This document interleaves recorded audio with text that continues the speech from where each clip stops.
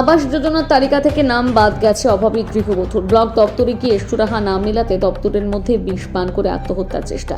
সাথে সাথে গাড়িতে করে হাসপাতালে নিয়ে গেলেন জয়েন্ট ভিডিও। ঘটনায় তুমুল চাঞ্চল্য। ছবি করতে গিয়ে সংবাদ মাধ্যমকে বাধা তৃণমূলের। ঘটনার সামনে আসতে তো বিজেপির শুরু রাজনৈতিক দরজা। আবাস যোজনার তালিকা থেকে বাদ গেছে নাম, ঘর পাননি অভাবী গৃহবধূ। ব্লক দপ্তরে গিয়ে সুরাহা না হলে ব্লক দপ্তরের মধ্যে বিষ পান করে আত্মহত্যার চেষ্টার সাথে সাথে গাড়িতে করে হাসপাতালে নিয়ে গেলেন যুগ্ম ব্লক সমষ্টি উন্নয়ন আধিকারিক। ছবি করতে গিয়ে সংবাদ মাধ্যমে বাধা তৃণমূল নেতাদের। গৃহবধূর পরিবারের কণ্ঠরোধের চেষ্টা। ঘটনায় তুমুল চাঞ্চল্য। শুরু হয়েছে রাজনৈতিক দরজা। আবাস যোজনার দুর্নীতি নিয়ে তৃণমূলকে তো বিজেপির। মালদার হরিশ্চন্দ্রপুর 2 নম্বর ব্লকের তাল বাংরুয়ার বাসিন্দা সুক্তারা বিবি পাকা বাড়ি নিয়ে অভাবী সংসারে আশা করেছিলেন আবাস যোজনা থেকে বাড়ি পাবেন। প্রথমে তালিকাতে নাম ছিল, কিন্তু পরবর্তীতে সেই নাম বাদ চলে যায় এবং এই নিয়ে ওই দিন হরিশ্চন্দ্রপুর 2 নম্বর ব্লক দপ্তরে যান সুক্তারা। সেখানে কোনো সুরাহা না মেলায় দপ্তরের মধ্যেই বিষ পান করে আত্মহত্যার চেষ্টা করেন।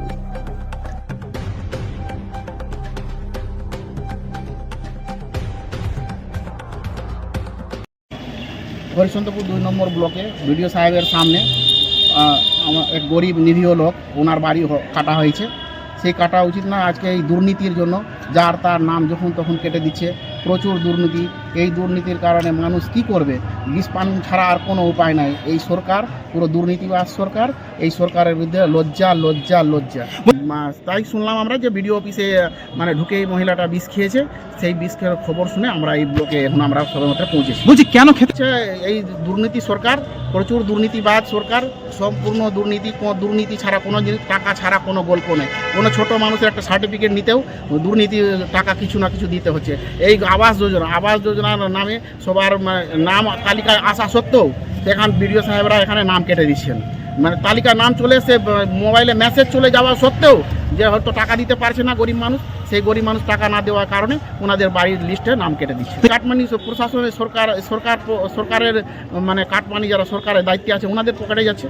তো তারা এই জন্য দিল্লি থেকে টাকা বন্ধ করা হয়েছিল। এইসব কারণেই টাকা বন্ধ করা হয়েছিল। বলছি সামনেই তো বিধানসভা ভোট, কয়েক মাস পরেই তো ভোট, কি প্রভাব পড়বে কি মনে হচ্ছে? প্রচুর প্রভাব পড়বে। মানুষ আজ বুঝতে পেরেছে যে টিএমসি সরকার দুর্নীতিবাজ সরকার।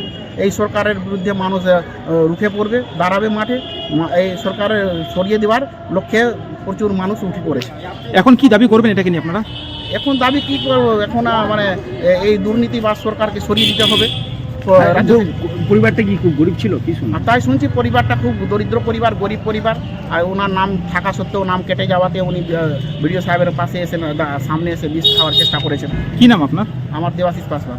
বাড়ি যাইতে আজকে 16 ফেব্রুয়ারি 2026 সালে যেই মানে কি বলবো, যেই ঘটনাটি ঘটলো আজকে হরিশ্চন্দ্রপুর 2 নম্বর ব্লকে, এটি আমাদের জাতি হিসাবে, মানব জাতি হিসাবে আমাদের কাছে কলঙ্ক। হরিশ্চন্দ্রপুর 2 নম্বর ব্লকের অন্তর্গত ভালুকা অঞ্চল, সেই ভালুকা অঞ্চলের একটি গ্রাম যার নাম বোরনাহি। সেখানকার এক হতদরিদ্র গরিব মহিলার নাম ছিল ঘর আবাসের যে ঘর, সেই ঘর পাওয়ার লিস্টে তিনার নাম ছিল। সেই মহিলা তৃণমূলের চাহিদা মতো, তৃণমূলের যারা ক্যাডার তাদের চাহিদা মতো কাটমানি দিতে অপারগ ছিলেন। তিনি দিতে পারেননি। গরিব মহিলা, তিনি বলেছেন আমি তো গরিব বলেই তো আমি আমার ঘরের লিস্টে আমার নাম এসেছে, আমি কোথা থেকে কাটমানি দেবো? আমার পক্ষে দেওয়া সম্ভব নয়। তিনি তাদের কাছে আর্তনাদ করেছেন যে আমি গরিব মানুষ, কোথা থেকে টাকা পাবো? কাটমানি দেওয়ার মতো আমার সামর্থ্য নেই, দয়া করে আমার ঘরটি করে দেন। কিন্তু এদেরকে কাটমানি না দিতে পারার কারণে তিনি বিডিও সাহেবের কাছে যান, বিভিন্ন জায়গায় আর্তনাদ লাগান সে ঘর যেন হয়। কিন্তু আকস্মিকভাবে তার নাম, সেই ঘরের আবাসের যে ঘর, সেই ঘরের লিস্ট থেকে তার নাম কেটে দেওয়া হয়। তার জন্য তিনি আজকে 16 ফেব্রুয়ারি 2026 সালে আজকে তিনি আমাদের হরিশ্চন্দ্রপুর 2 নম্বর ব্লকের যিনি বিডিও সাহেব, তিনার চেম্বারে যান, তিনার কাছে আর্তনাদ নিয়ে যান, তিনার কাছে আকুতি মিনতি করেন যেন তার ঘরের লিস্টে যেন নামটা আবার কেটে দেওয়া হয়েছে, যেন না কেটে তাকে যেন ঘরটা দেওয়া হয়। এই আর্তনাদ নিয়ে তিনি বিডিও সাহেবের চেম্বারে যান। কিন্তু দুঃখের সহিত জানাতে বাধ্য হচ্ছি, তিনি সেখানে কিন্তু তার কোনো কথা শোনা হয়নি, তার কথায় কর্ণপাত করা হয়নি, তার কথায় গুরুত্ব দেওয়া হয়নি, তার কথাতে কোনো রকমের রেসপন্স করা হয়নি। বাধ্য হয়ে হরিশ্চন্দ্রপুর 2 নম্বর ব্লকের বিডিও তিনার চেম্বারে, তিনার ঘরের মধ্যেই তিনি কিন্তু বিডিও সাহেবের সামনেই বিষ খেয়ে আত্মহত্যার চেষ্টা করলেন। এটা আমাদের বড় লজ্জার।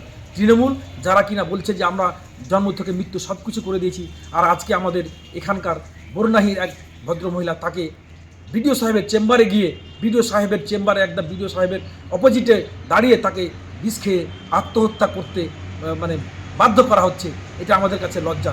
আজকে হরিশ্চন্দ্রপুর 2 নম্বর ব্লকের যিনি বিডিও, তিনার বিরুদ্ধেও বিগত দিনেও অভিযোগ হয়েছে। বিগত দিনে বিডিও সাহেবের বিরুদ্ধে মালদা জেলার ডিএম, এসডিও সাহেব, তিনাদের কাছে এই বিডিও সাহেবের এগেনস্টে কিন্তু কমপ্লেন জমা হয়েছে, অভিযোগ জমা হয়েছে। তখনই যদি তাদের এই বিডিও সাহেবের বিরুদ্ধে ব্যবস্থা নেওয়া হতো, তাহলে আজকে কিন্তু এই ভদ্রমহিলা যাকে আজকে বিষ খেয়ে আত্মহত্যা করতে বাধ্য করা হলো, এই দিন আমাদেরকে দেখতে হতো না। কিন্তু তখন সেই মানে প্রশাসনের পক্ষ থেকে তখন কিন্তু কোনো মানে ব্যবস্থা নেওয়া হয়নি। তৎকালীন হরিশ্চন্দ্রপুর 2 নম্বর ব্লকের জাতীয় কংগ্রেসের ব্লক প্রেসিডেন্ট আবুল কাসেম, অর্থাৎ তিনি হরিশ্চন্দ্রপুর 2 নম্বর পঞ্চায়েত সমিতির বিরোধী দলনেতা ছিলেন। এই কিছুদিন আগে তিনি মারা গেলেন, গত মাসের 18 ফেব্রুয়ারি তিনি মারা গেছেন, না 18 জানুয়ারি তিনি মারা গেছেন। তো কথা হচ্ছে যে যদি তিনার যে অভিযোগ, তিনাকে ডাকা হতো না, যে অল পলিটিক্যাল পার্টির মিটিং, অন্যান্য কোনো গুরুত্বপূর্ণ পঞ্চায়েত সমিতির মিটিংয়ে বিরোধী দলনেতাকে ডাকা হতো না, এই অভিযোগ গুরুতর অভিযোগ। এবং এর সাথে আরও অন্যান্য অভিযোগ কিন্তু তৎকালীন বিরোধী দলনেতা পঞ্চায়েত সমিতির আবুল কাসেম সাহেব কিন্তু বিডিও সাহেব এবং এসডিও সাহেবকে করেছিলেন, সে কপি আছে। কিন্তু তখন যদি সেই বিডিও সাহেবের বিরুদ্ধে ব্যবস্থা নেওয়া হতো, তাহলে আজকে যে দুর্দিন দেখতে হচ্ছে, এই দুর্দিন কিন্তু মানুষের কাছে আজকে আমাদের সামনে দেখতে হতো না। এটা বড় লজ্জার, এটা বড় ঘৃণার, এটার আমরা তীব্র নিন্দা জানাই। এবং যারা এই কাজ করেছে তার কাছে কাটমানি চেয়েছে, তাদের বিরুদ্ধে যেন আইনানুগ ব্যবস্থা নেওয়া হয় এবং সেই মহিলার যেন সঠিক সুস্থ চিকিৎসা হয়।